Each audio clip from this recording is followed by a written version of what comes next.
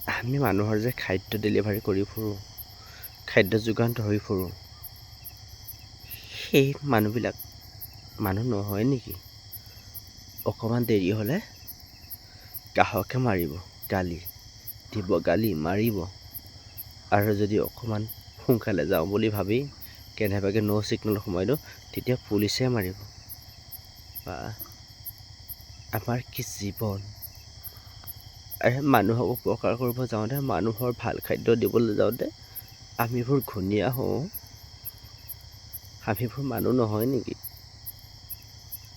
আমাক সদায় গাধৰ দৰে ব্যৱহাৰ কৰে। আমি যে দুখীয়া।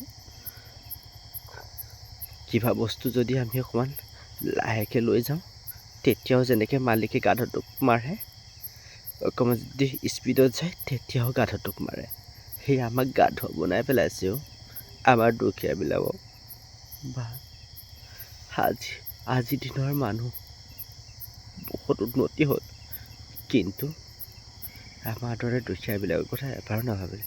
আমি যে কেনেকৈ সিহঁতৰ বস্তুবিলাক যোগান ধৰোঁ, ৰ'দ বৰষুণ খাতি কৰি সিহঁতৰ কাৰণে আমি ঘূণীয়া হওঁ, সিহঁতে ভাল হওক বুলি। তাৰ বাবদ আমি 2 পইচা পাওঁ, কিন্তু তথাপি সিহঁতে আমাক গালি গালাজ মাৰধৰ কৰিব নেৰিলে। অকণমান দেৰি হ'লে সিহঁতে আমাক গালি পৰা বাদেই কেতিয়াবা পিটনো মাৰিবলৈও খোজে। আৰু যদি কেনেবাকৈ সিহঁতৰ কাৰণে আমি অকণমান আগবাঢ়ি ন' ছিগনেলেদি গুচি যাওঁ বা নদীত সোমাই গুচি যাওঁ, তেতিয়া কিন্তু সেই পুলিচকেইটাও আমাক মাৰে বা আমাক ঘূণীয়া বনাই পেলায়। তথাপি আমি সিহঁতৰ বস্তুটো যোগান ধৰিবই লাগিব। যদি বেয়া হৈ যায় ক'ৰ পৰা দিম আমাৰ পইচা? ক'ত থাকিব?